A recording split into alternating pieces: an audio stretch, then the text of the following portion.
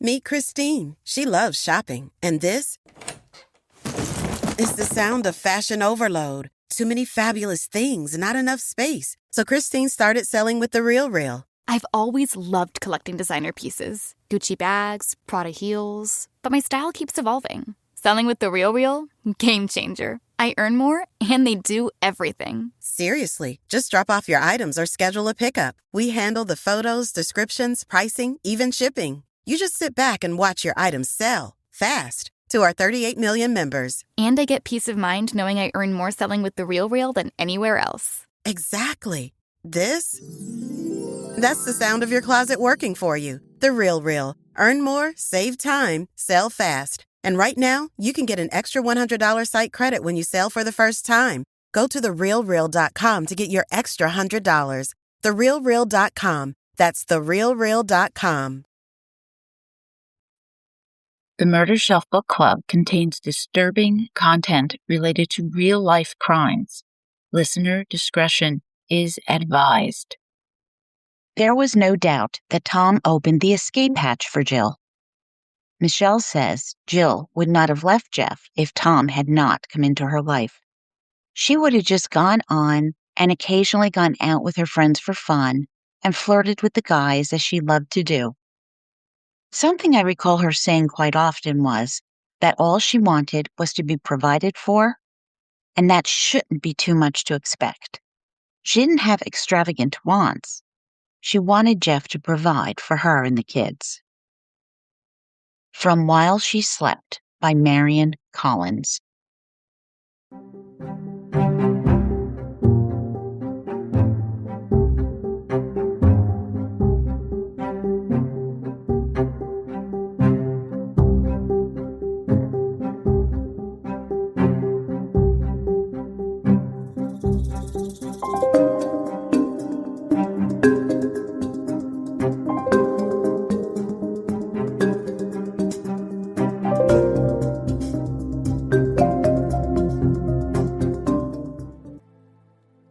Welcome to the Murder Shelf Book Club podcast. I am your host, Jill.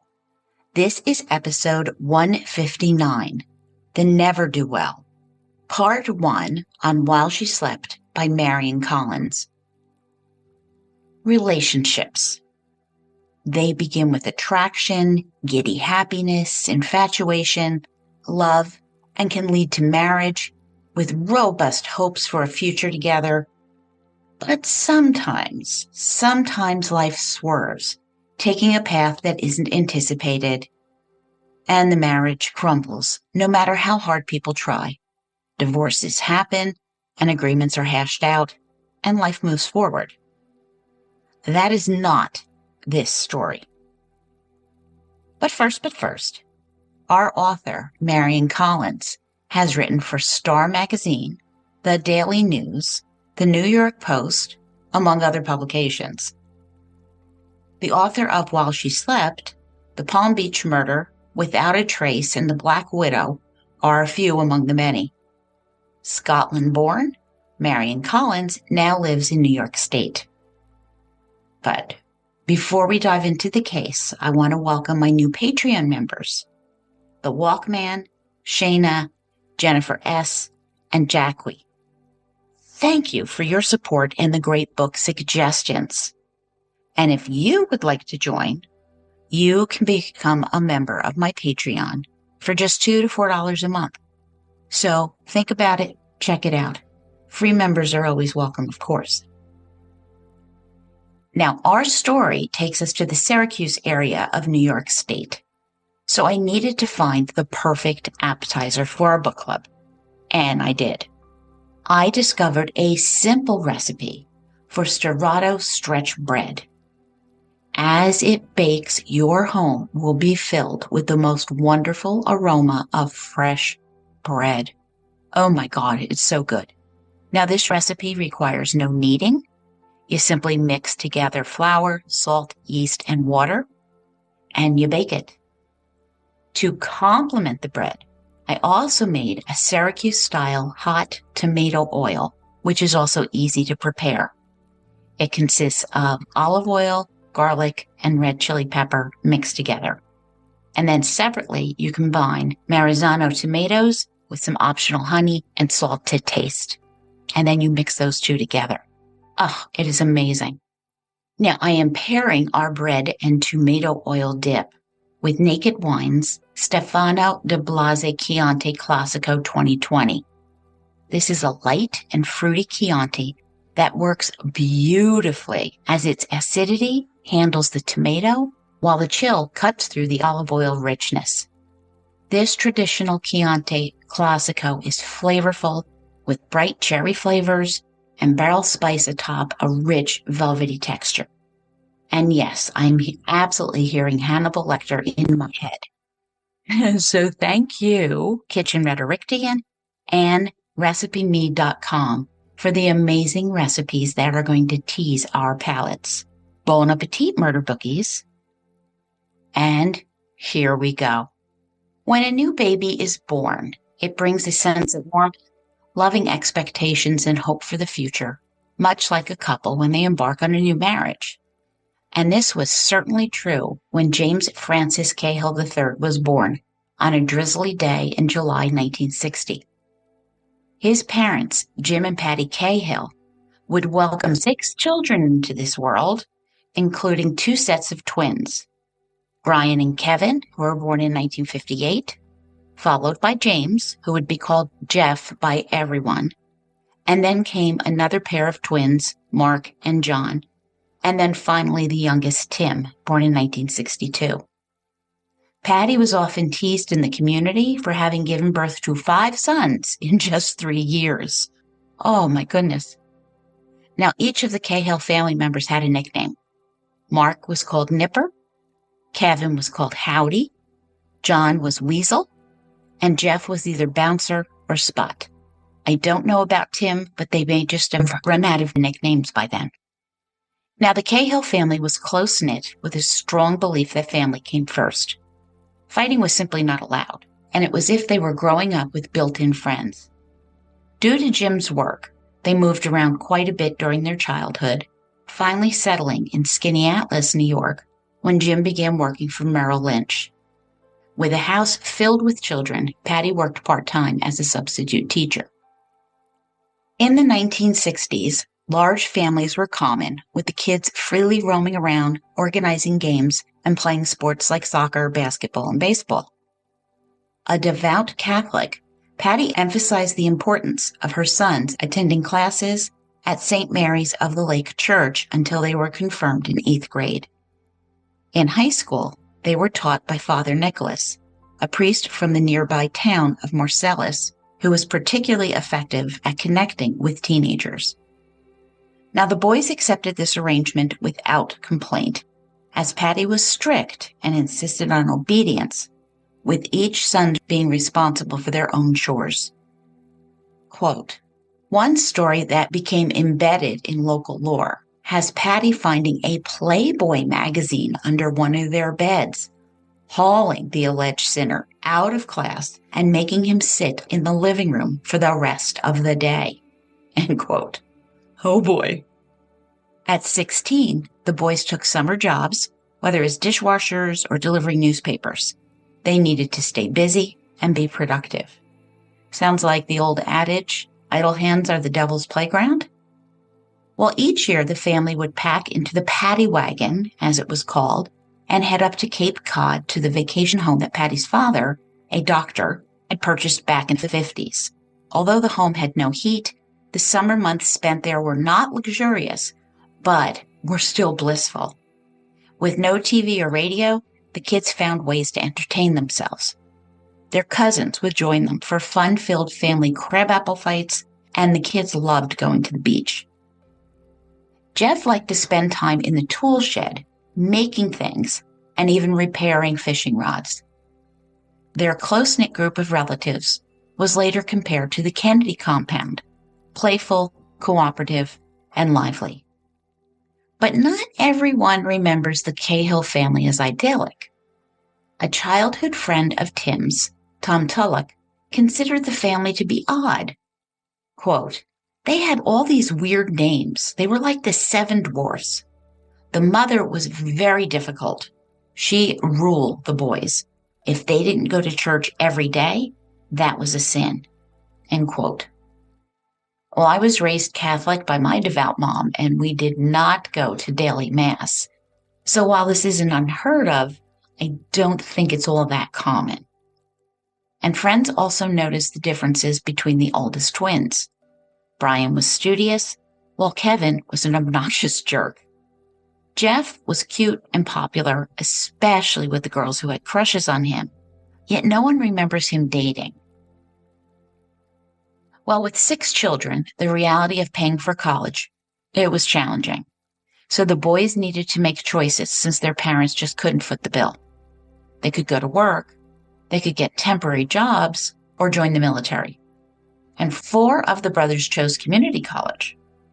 Unable to buy the boys cars, Patty chauffeured them in the paddy wagon after morning mass. Their dad applied for financial aid and parlayed their summer earnings towards their tuition costs. And thanks to his efforts, all 6 boys graduated from 4-year colleges. Jeff earned his BS in economics from Cornell University, while his brother joined the CIA. Jeff followed in his father's footsteps and joined Merrill Lynch in the investment business. He moved into an apartment in New York City with his friend Mike Morrissey. After training, Jeff earned $654 every 2 weeks, which was about $15,000 a year, which in 2026 is about $47,000. Working at Merrill Lynch was challenging due to the competitive nature of the industry. Quote, "It prospered by snapping up the brightest and the most ambitious, throwing them into the deep end of the shark-filled stock training pool where they would sink or swim. 70 to 90% of those confident young recruits fell by the wayside, according to Jeff's boss," end quote. Jeff faced frequent rejection while making cold calls to prospective clients, and the work was relentless. He left home at 7 a.m. and returned at 5 p.m., and then continued working until 9 or 10 at night. But then things changed.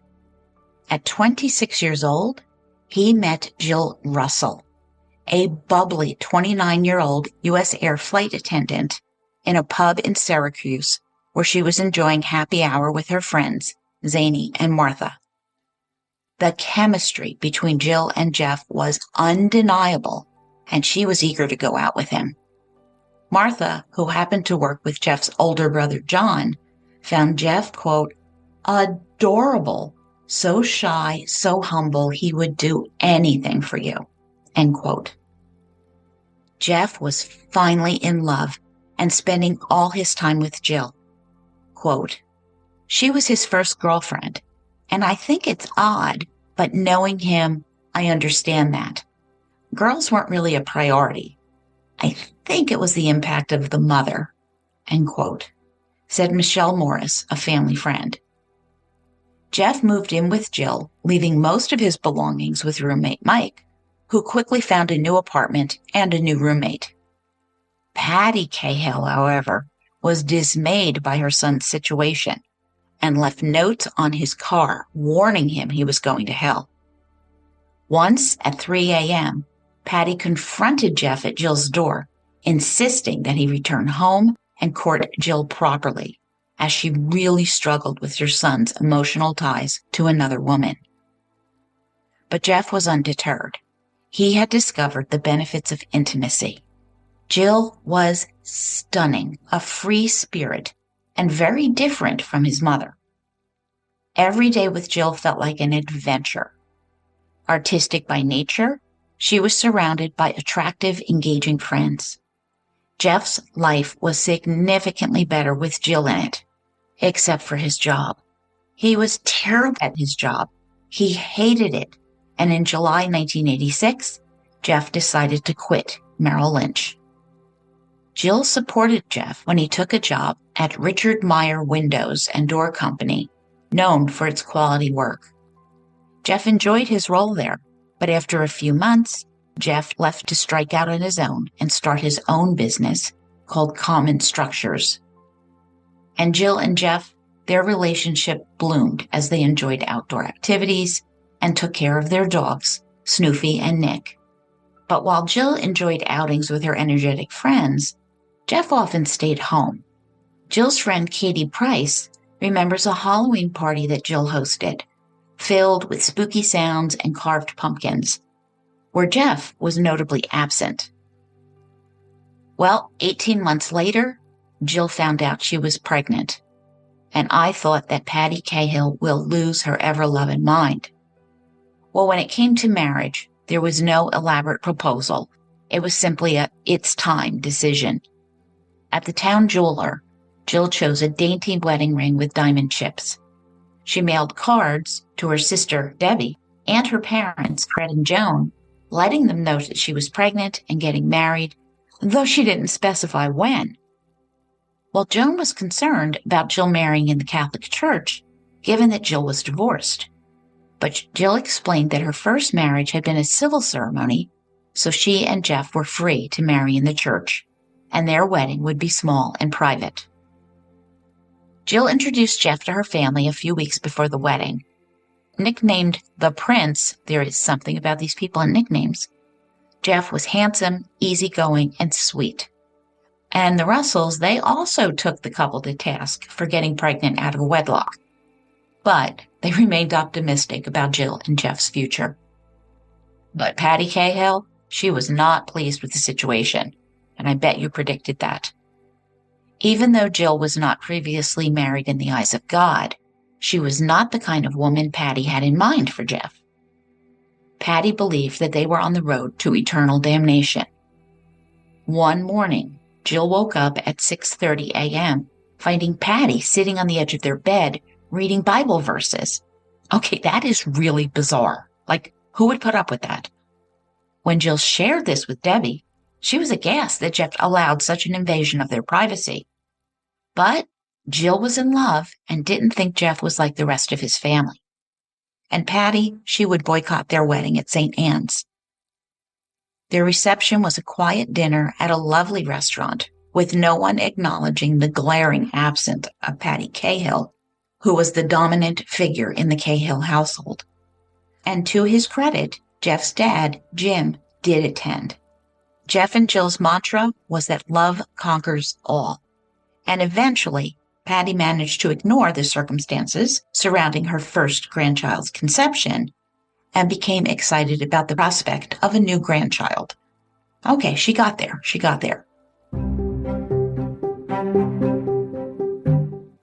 So, who is Patty Cahill's new daughter-in-law? Jill grew up in Tonawanda, a small town near Buffalo, New York, not far from Niagara Falls. Born in March 1957, her full name was Jillian Catherine Russell, and she was the middle child, with older sister Deborah, called Debbie, and a younger brother, David. Jill often felt like the ugly duckling in her family, but she was more of a golden girl. Although money was tight growing up, their mother, Joan, took odd jobs for cash, and one summer she worked at an ice cream stand and treated her kids anytime that they visited.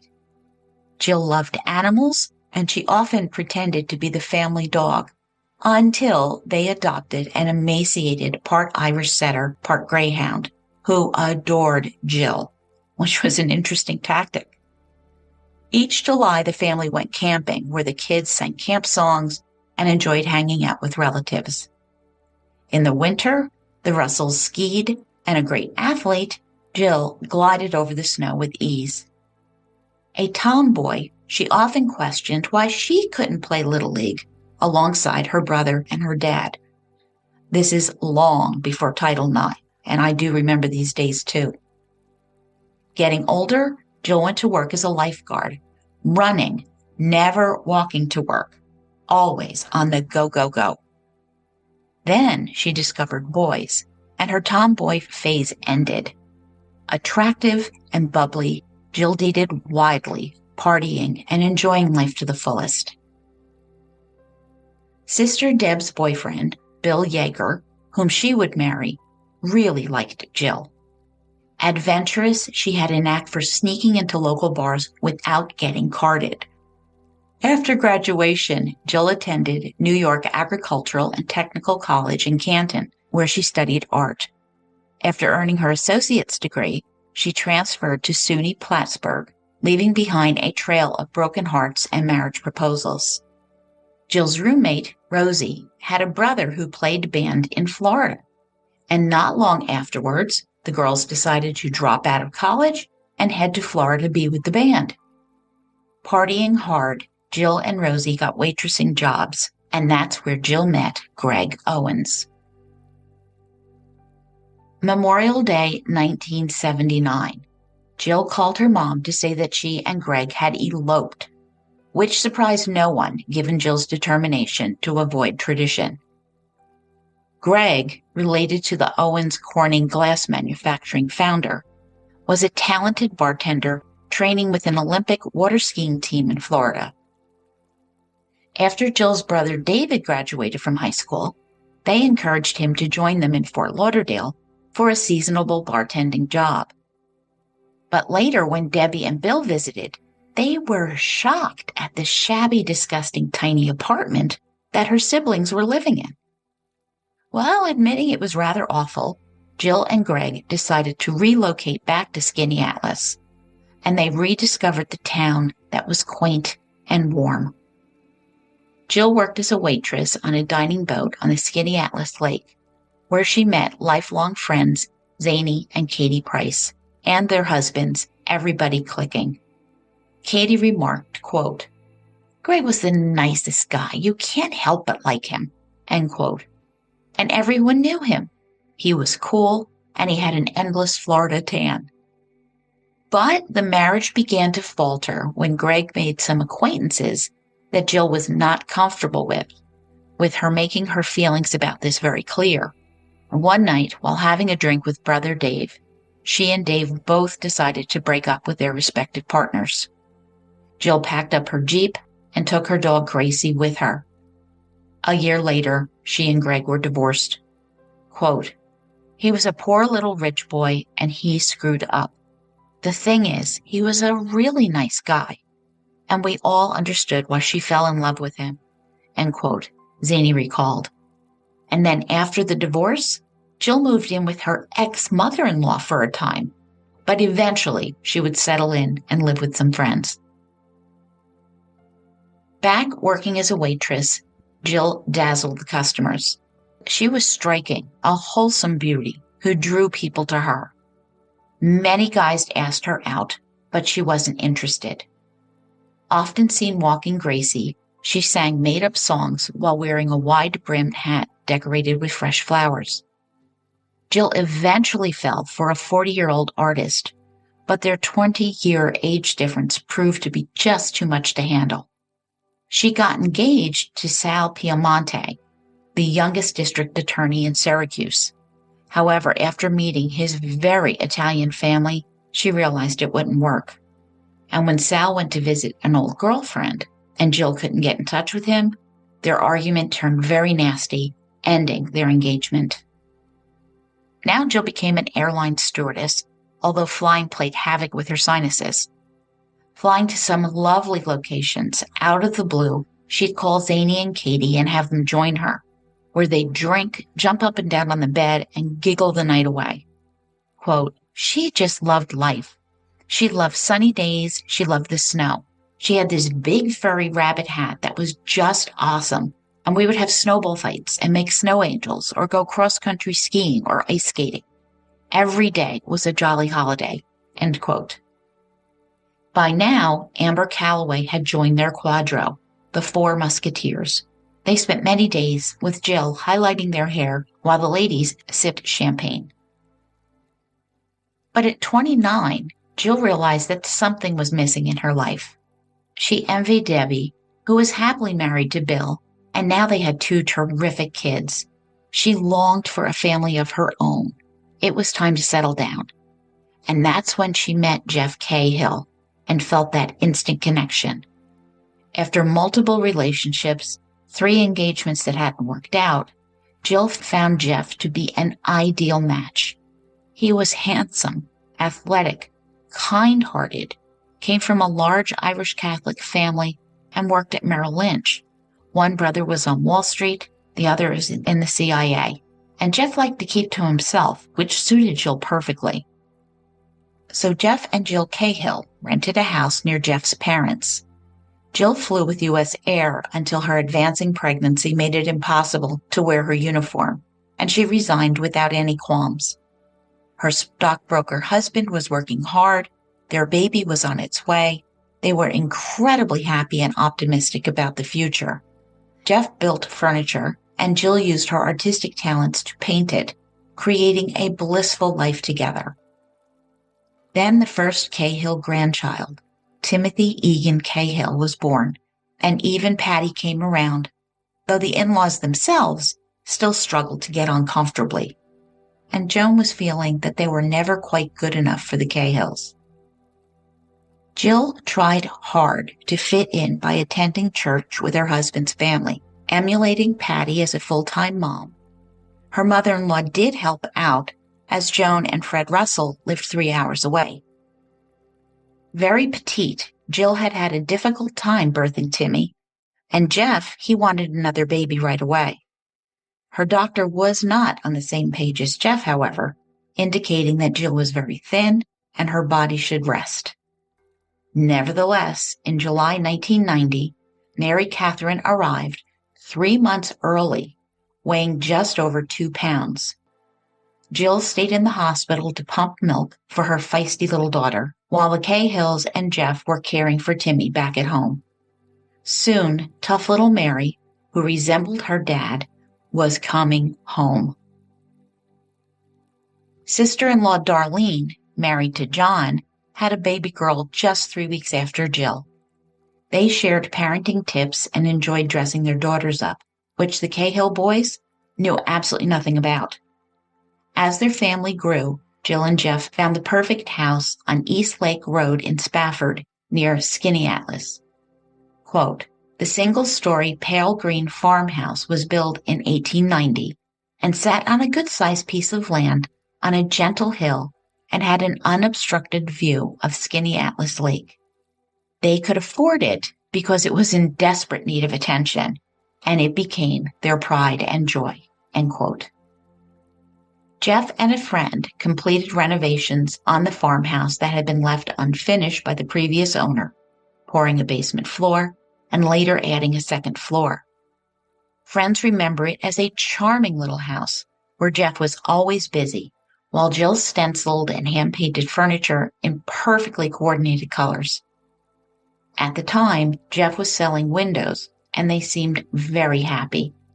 But despite its whimsical charm, the farmhouse was still quite cramped. And I thought this story was adorable. Jill loved surprising the kids. So one winter, when they got off the school bus, they found a snow unicorn waiting for them, complete with an icicle horn. Now, over the years, Jill remained close to her family, spending Thanksgiving gatherings with them, where all the cousins could play together. She kept in touch with Michelle, Zany, Katie, and Amber, and they would have girls' nights out. And Jeff would join them for a while, but eventually drifted off to let the women talk. The women supported each other, brainstorming solutions as various problems arose, and were always there for one another. When Katie moved to Pennsylvania, her friend Michelle Morris, who I mentioned earlier, became closer to the group.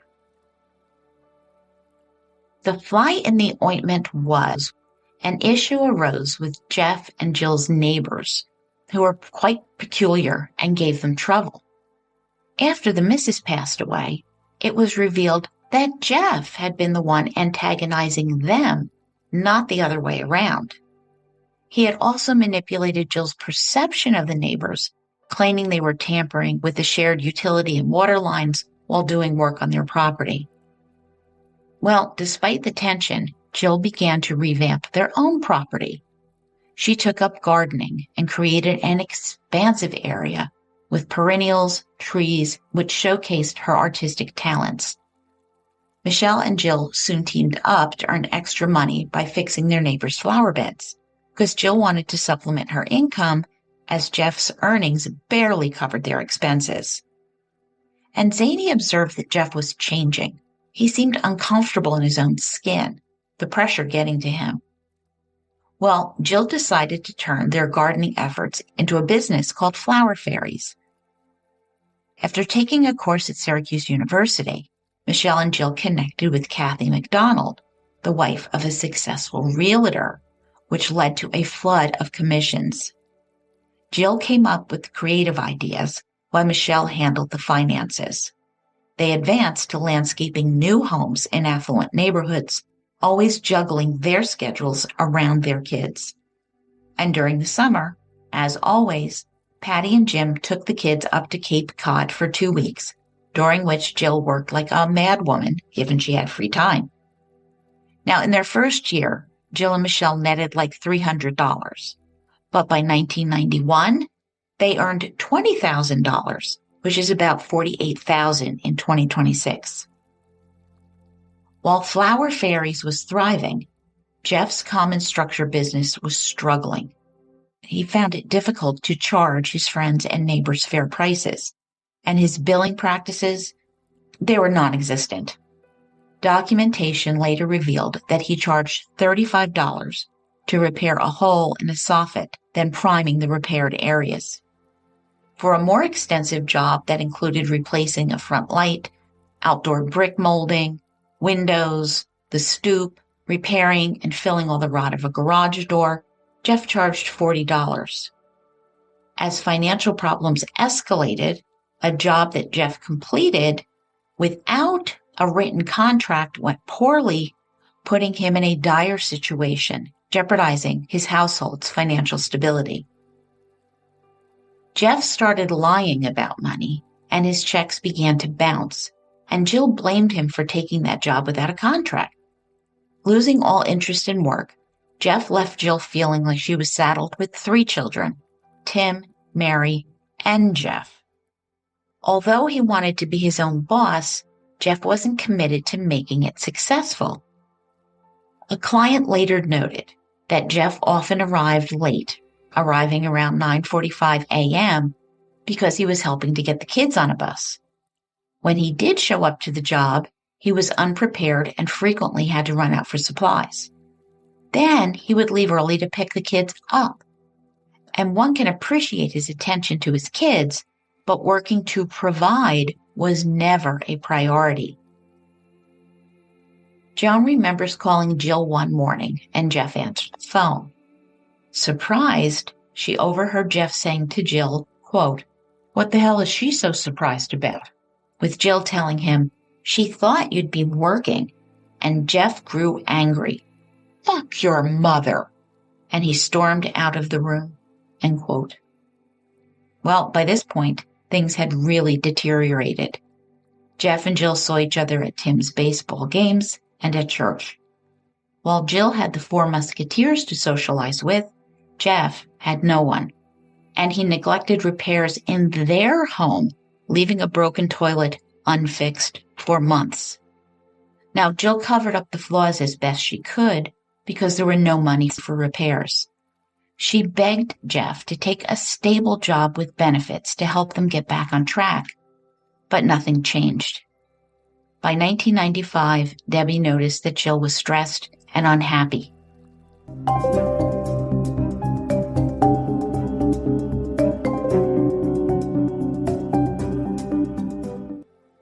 Now, Dave Russell had only met his brother-in-law once, as work and marriage had kept him from visiting New York for the last 5 years.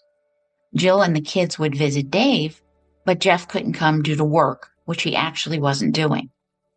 When Dave did finally visit, Jill warned Jeff that Dave was no longer a skinny kid and he had grown into a big man. On seeing Dave, the first thing Jeff said was, quote, "Huh, Jill told me you were fat," end quote. Well, there's only that one chance for a first impression, and Jeff blew it. He never looked at Dave when they talked, and Jeff retreated, going to play ball with Tim. But Dave knew he did not like Jeff. Now, 2 years before the horrific event, Jill began to drop hints to others that Jeff was not fulfilling his responsibilities. She felt let down the only adult in her marriage. And Jeff's clients were not thrilled with him either, even though he liked to speak confidently. Jeff spent time with his family, never going with Jill to visit hers in Buffalo, nor did they spend time together as a couple. The more successful Jill became, the less support she received from Jeff. Then Jill, Kathy, and Michelle were planning to buy a nursery for their business. Around the same time, Jill threatened to leave Jeff if he didn't step up. Instead, Jeff sabotaged the nursery purchase by claiming Jill was unreliable, leaving her humiliated. All of his time was spent coaching Little League and soccer, which earned the admiration of other parents, as his finances and marriage crumbled further. Even Patty stepped in to help Jill with the gardens, although she was all businesslike and abrupt. When Michelle joked and had fun, Patty focused on efficiency and completing the job. Jill had long wanted a swimming pool for her kids, and she and Michelle made an arrangement. Michelle would finance it, and Jill would pay her back out of future jobs. Jeff actually built a deck around the pool, but Fred later discovered that Jeff had stolen the lumber. Like what?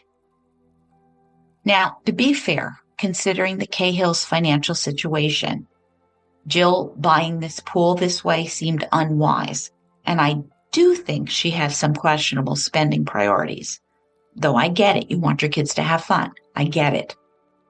Now, as the years passed by, Patty Cahill became increasingly devout, even giving impromptu sermons, even during little Mary's birthday parties. Initially, Jill deferred to Patty on her children's religious instruction, hoping that they would learn traditional Catholic doctrine. However, this didn't earn her any positive accolades, especially as tensions rose with Jeff going to Mass every day and never working. Finally, one Thanksgiving, Jill chose not to attend Mass.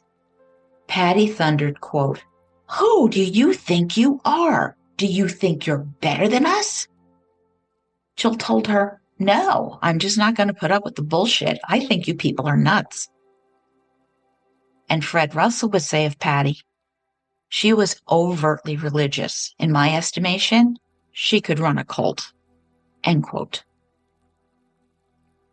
On July 4th, 1996, during a family cookout, the police arrived unexpectedly. Jill initially thought it was a prank set up by Michelle or Katie, but it turned out to be real. They arrested Jeff for bouncing several checks. Jill quickly ushered the kids inside, but they still witnessed their father being taken away in handcuffs. In a desperate attempt to resolve the situation, Jill found the money needed to buy money orders to cover the bad checks. Not long after, that feud that Jeff had started with the neighbors, it escalated. While driving to Syracuse for a gardening job, Jill noticed that a tire was wobbling and nearly falling off the truck as someone had loosened all the bolts. Now, although Jill blamed the neighbors for this act, I can't help but wonder if the culprit might be someone much closer to her and someone who was clearly unhappy and in freefall. As Jill's marriage fell apart, she believed that getting Jeff to be more independent from his family might help, and perhaps they could regain some solid foundation. Desperate to keep their relationship intact, she again encouraged him to find a job. And now she was feeling increasingly isolated. The Four Musketeers were no more, as her close friends had moved to different states. Working with Michelle and Kathy became her lifeline. Looking back, Debbie recognizes the signs that she missed. So during their Christmas shopping trips, Jill's credit cards were declined, which Jill attributed to Jeff's business expenses. Since Debbie knew nothing about running a business, she didn't question it. And Jill insisted that everything was fine, even when the furnace broke, and she claimed they had a cozy fire going, or when the power went out, insisting it was an electrical issue. In reality, Jeff had stopped paying bills and the service had been turned off. For months, Jill obfuscated, hiding the truth about her life and her marriage until the final 6 months.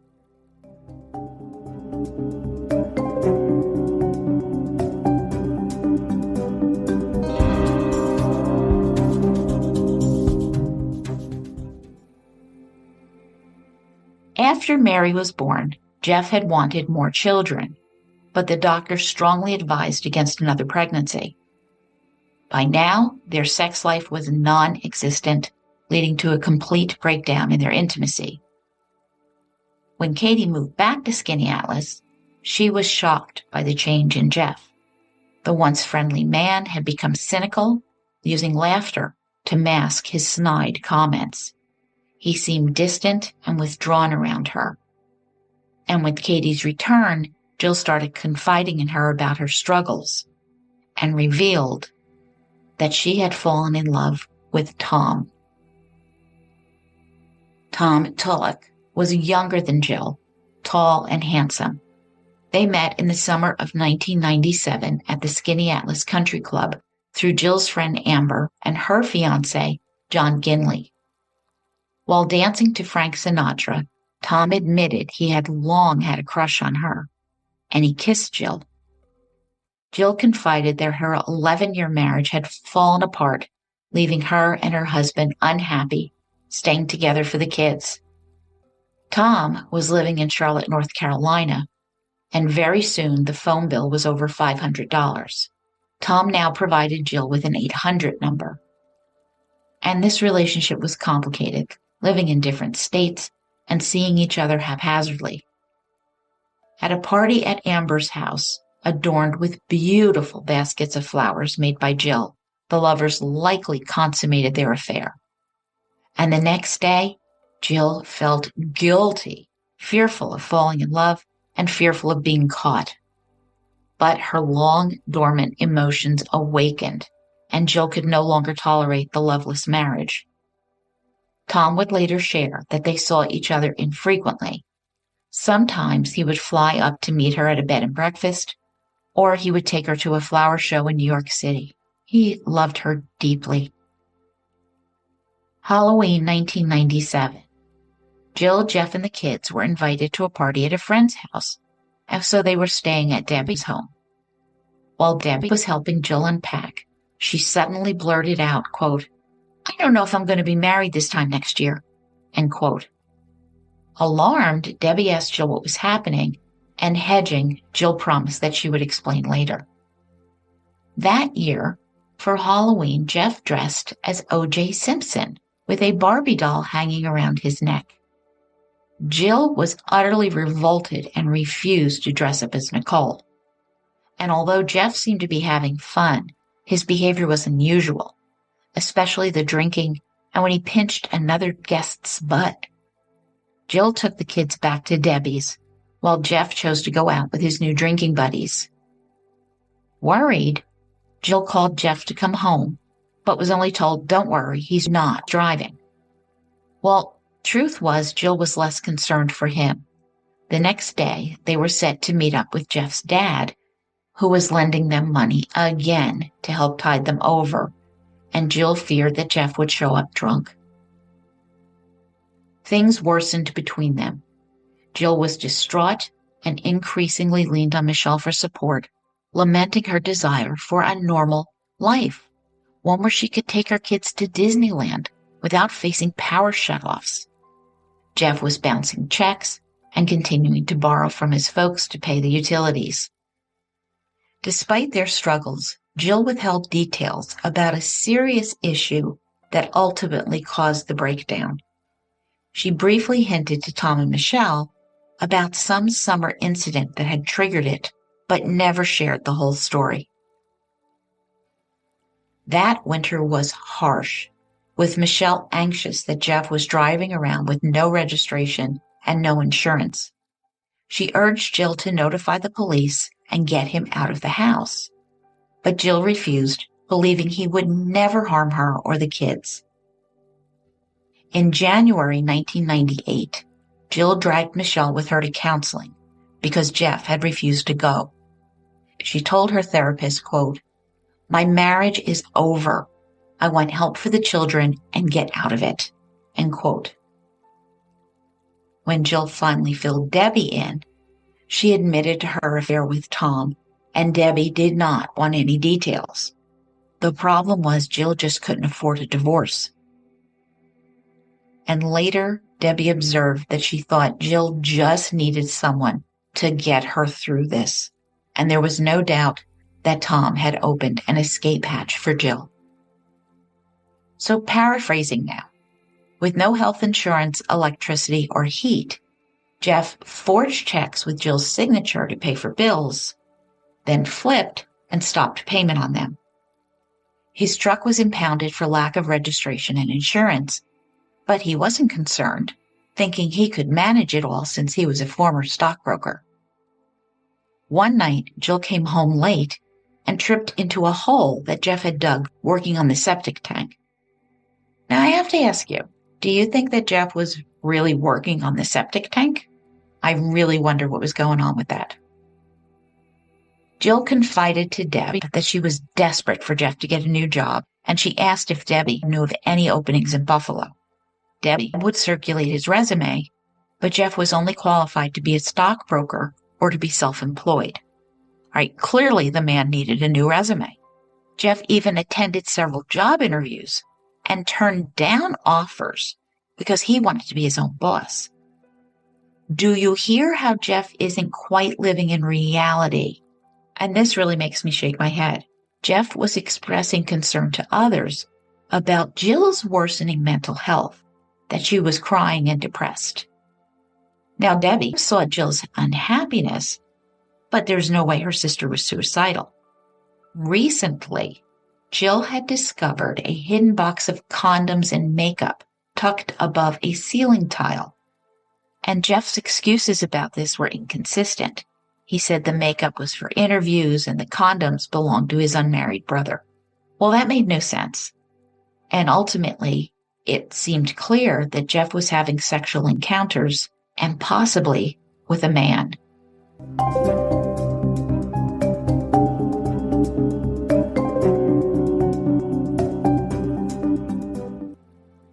Now Jill's family was urging her to get away from Jeff. Out of desperation, Tom Tulloch wrote a check to Michelle, who then used the funds to hire a divorce attorney, Anthony DiCaprio, for Jill, who insisted that Jeff not be blamed and that this divorce should be amicable, and no amount of talking could convince Jeff to hire an attorney. A few days later, Jeff was arrested for shoplifting at Wegmans after he attempted to steal steak, lobster, and shrimp. While this was happening, the officer noticed that his truck was unregistered and uninsured, impounding it again. And he never told Jill about any of this, who only learned of it finding the charging papers in a drawer, and she was just so embarrassed. When she confronted Jeff, he fell to the ground in a fetal position, begging her not to tell his mother. Oh, God. Wow.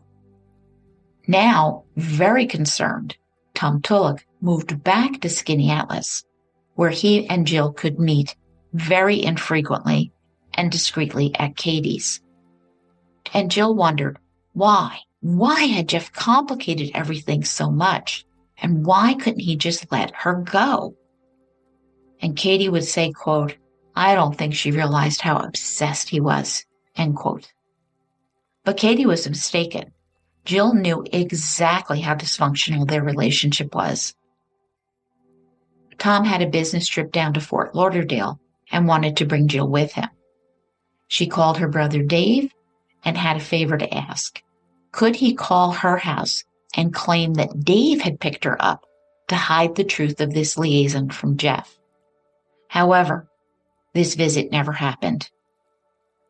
And despite all of the personal struggles, Flower Fairies was thriving with a steady flow of landscaping and garden orders. And rumors abounded that the Ivy League stockbroker had crashed and burned, creating a buzz. People were asking, quote, what did she ever see in him? He's a ne'er-do-well. She was moving on, and he couldn't handle it. End quote. Now, about the shoplifting arrest. Jeff wrote a letter to the Cayuga County District Attorney. Quote, "This incident is unquestionably the most humiliating to ever happen to me. While sitting at Wegmans and waiting for Officer Cornell to come, my thoughts centered around the disbelief that I had put myself in this position. About 4 weeks ago, my wife had given me 3 credit cards that totaled approximately $3,000 in charges. I didn't know that the debts were so enormous and that now she couldn't make the payments. Later, I found out she'd been unfaithful. She presented me with the fact that she had an attorney. The daze and despair that I was in came from the crumbling state of my marriage and the impending disruption of my children's lives and the financial pressure that was now becoming overpowering with this added bad debt load. These difficulties do not justify what I did. And yet, I do realize that I shouldn't have let those difficulties become an excuse for what I did because it was wrong and it will never happen again." End quote.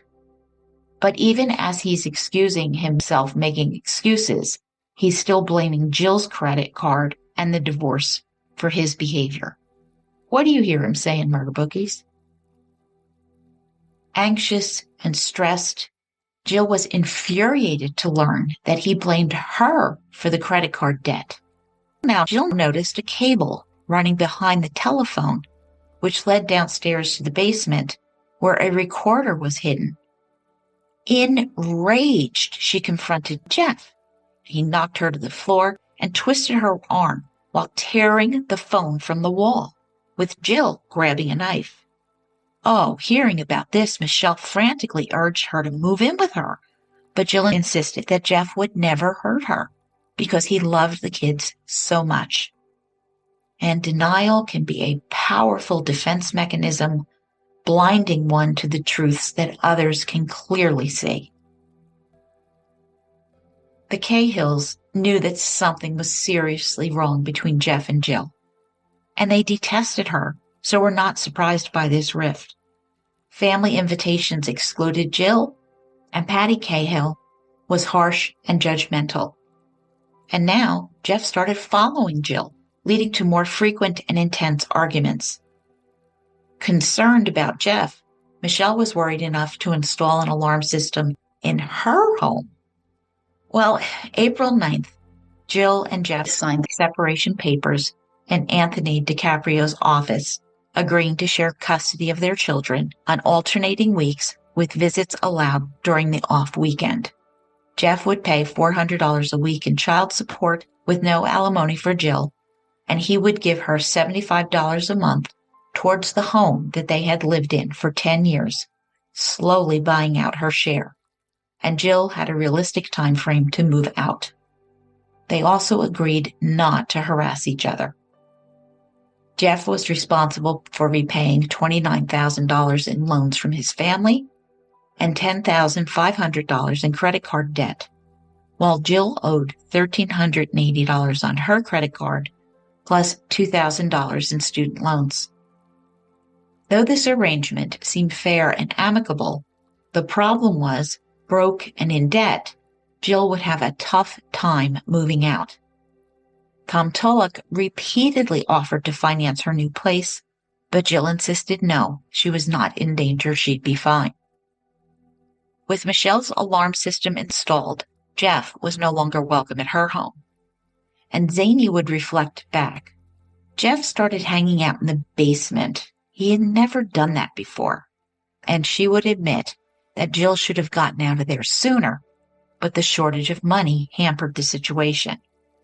And Jeff was still manipulating the town gossip, spreading negative stories about Jill.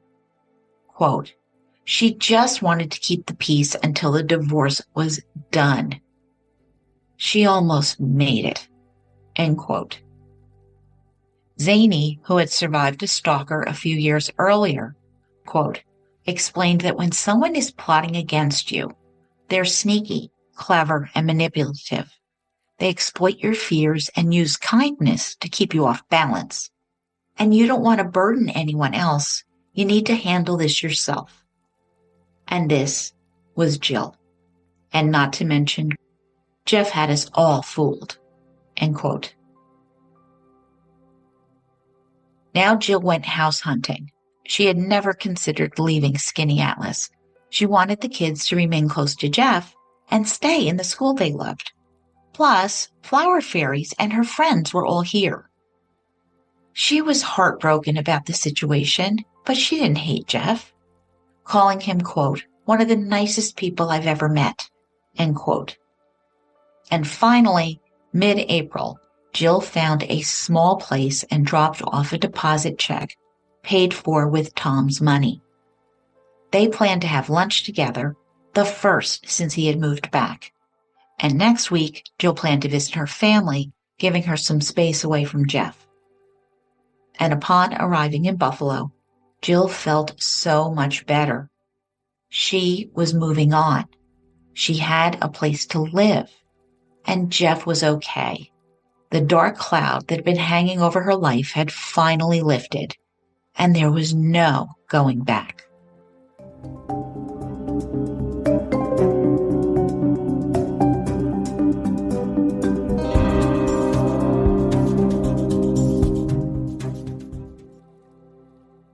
April 18th, 1998.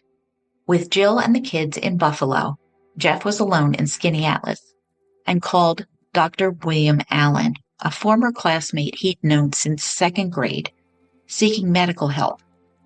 Dr. Allen actually made the house call going to Jeff's, which is really odd in 1998.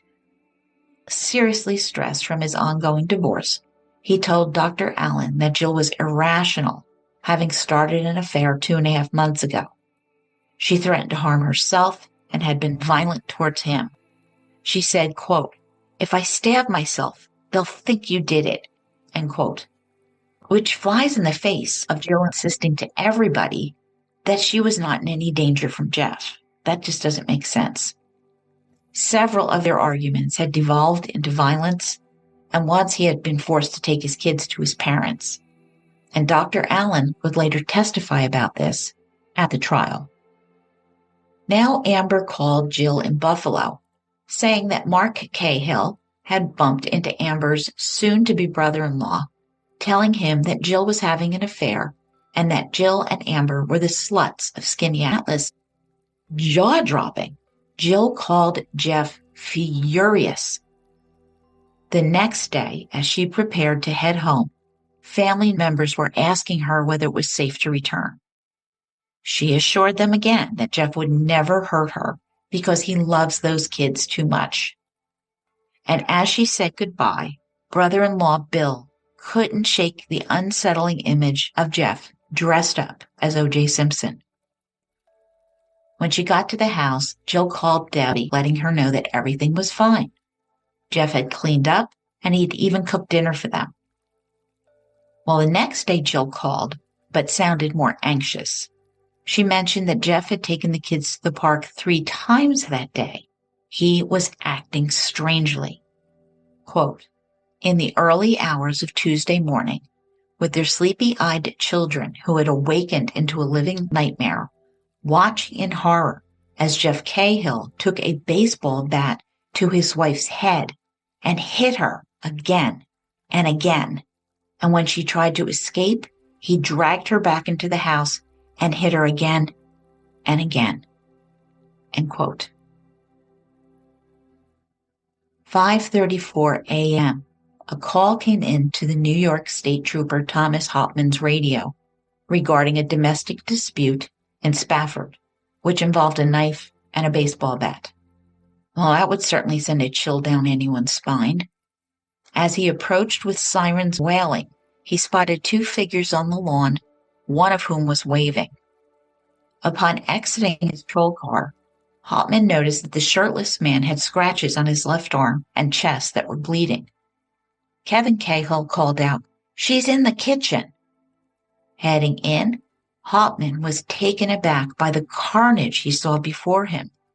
Blood everywhere. A person in pink pajamas was covered by blood-soaked bed linens, bloody towels pressed against her head.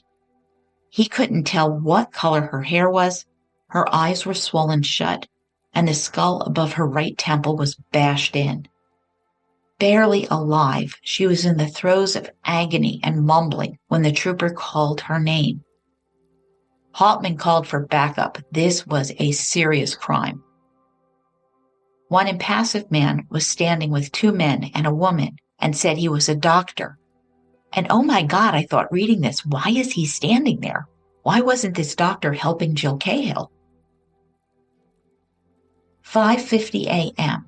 The ambulance pulled up with its sirens blaring, bringing a flurry of activity as medics rushed in to save Jill's life. Their urgent voices filled the air while one paramedic examined the scratches on Jeff's arm. Nearby, the state trooper carefully gathered the names of those present at the scene. Patty Cahill, holding a bottle of holy water, her husband Jim, and their sons Jeff and Kevin, who stood anxiously on the porch, signaling for help, and Dr. John Kelly, a family friend who was brought there by Jim Cahill. The trooper now asked the husband to recount the events that had unfolded. Taking a deep breath, Jeff began to explain that during a heated argument, Jill had suddenly attacked him upstairs, cornering him with a knife. He had reached for the baseball bat, struggling to protect himself. Quote, "I hit her in the mudroom at the back of the house to defend myself. The fight moved back to the kitchen, where I hit her hard." End quote. Taking it all in, the trooper asked, who else was present in the home? Was anyone else injured? Well, Jeff said the kids, and they were in their rooms, and they were fine. When Trooper Hoffman checked on then 10-year-old Tim and 8-year-old Mary, they were clinging to each other in shock. With a sinking feeling, Hauptmann knew that they had witnessed the confrontation. Now investigators and CSI arrived. Quote, "There was blood on the kitchen ceiling. Blood had bounced off the floors to the underside of the countertops, and in the sink were a bucket and a wash rag. It looked like someone had tried to clean up the mudroom. There were 3 or 4 foot sprays of blood at the back entrance by the lawn." End quote. So roughly 0.9 to 1.2 meters. Looking around the crime scene was horrific, and Jeff Cahill's account just did not jive with what Hoffman was observing. It looked like the husband had used excessive force against his wife. Hoffman noticed the trail of blood leading from the mudroom outside onto the patio. Evidence was beginning to be collected and placed into evidence bags. Trooper Hauptmann was puzzled by a nozzle taped to the tailpipe of a black Jeep with a red and white garden hose attached, which was lying beside the car with the window slightly open. His eyebrows shot up in surprise. And looking around, if Jeff had attacked his wife 45 minutes earlier, how had he found the time to call his parents, attempt to clean up the mudroom, and set this hose, raising more questions as the investigation began in earnest. Dr. Kelly had called ahead to University Hospital in Syracuse to ensure that a surgical team was ready with units of blood for Jill. While she was en route there, Trooper Hoffman spoke with Tim and Mary. Tim was vague, stating that the fight had started at midnight, with Mary claiming she saw her alarm clock, which read 2:30 a.m. Both insisted they hadn't gone downstairs. Concealing the carnage the best they could to shield the kids, they were taken over to Grandpa Jim's.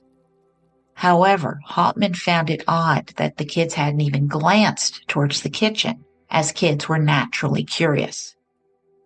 More Onondaga County Sheriff officers arrived, including Supervisor Sergeant June Warden, Sergeant James O'Brien, and State Trooper Richard Dix.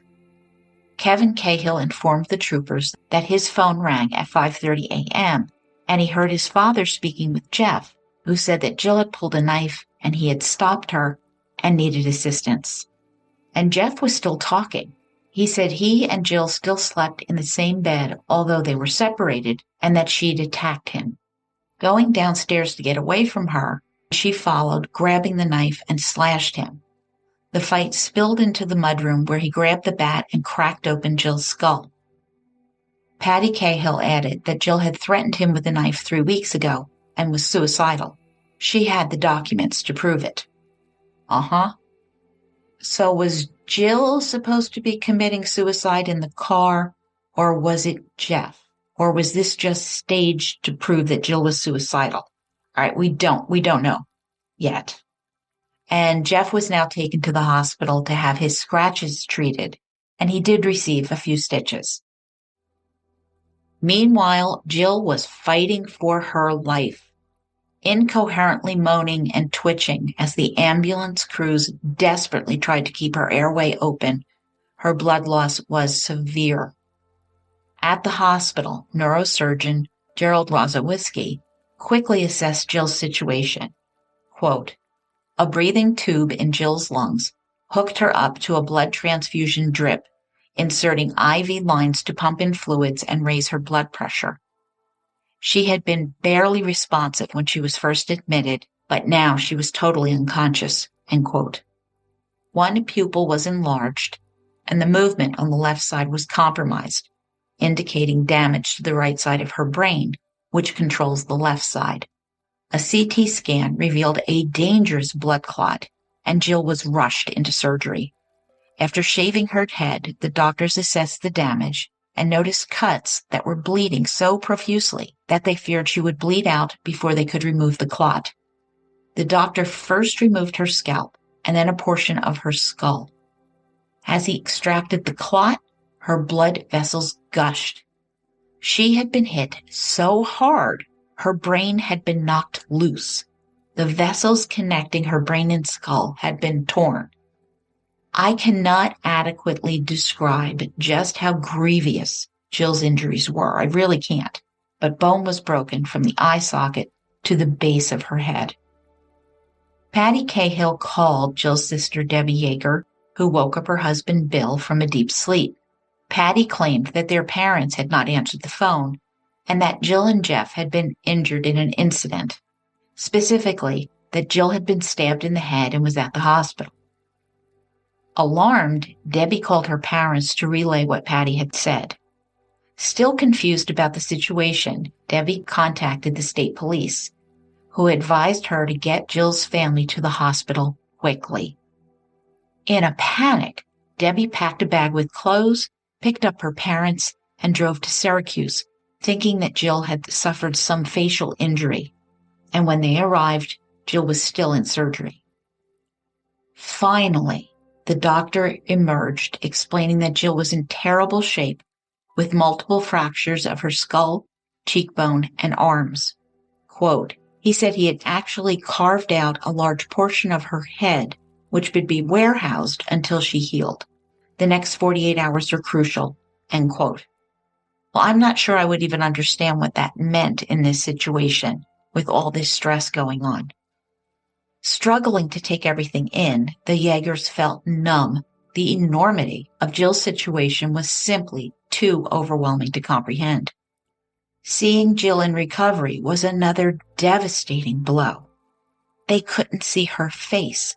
Her head was swollen to twice its normal size, and bandages covered her eyes and head with tubes coming out from everywhere.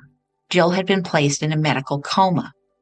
And Debbie Yeager said to herself, quote, "What happened? Oh my God, what happened here? How could anyone do this to another human being?" End quote. And that wraps up my part 1 on While She Slept by Marion Collins. Now in part 2, Bitter Almonds. Jill Cahill is still alive and fighting for her life, and there will be devastating struggles ahead while investigators gather evidence for the trial against Jeff for the brutal beating of his wife. But I told you, there is nothing predictable in this story, so hang on.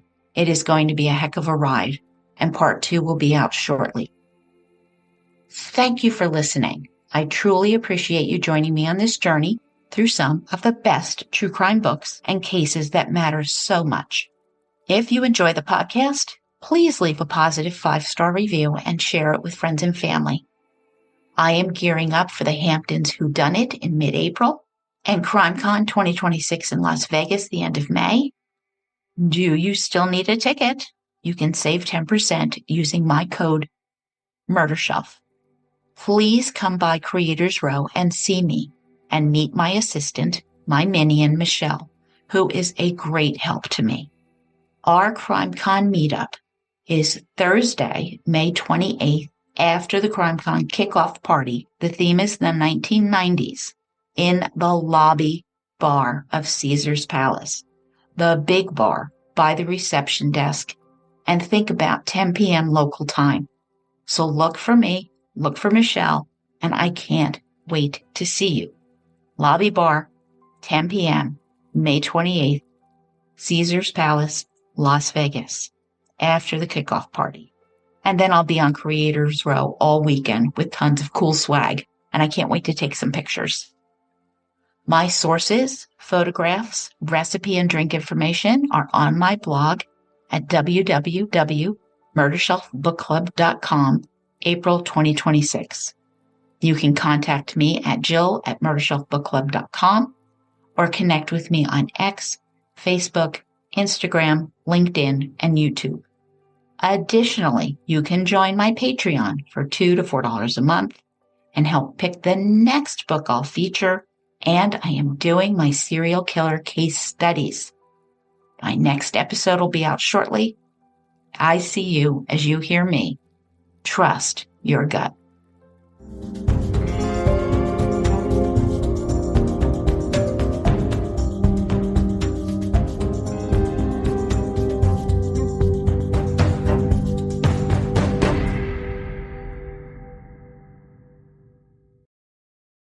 Written and produced by Jill, all rights reserved. Music, The Pewter Elephant by Blue Dot Sessions.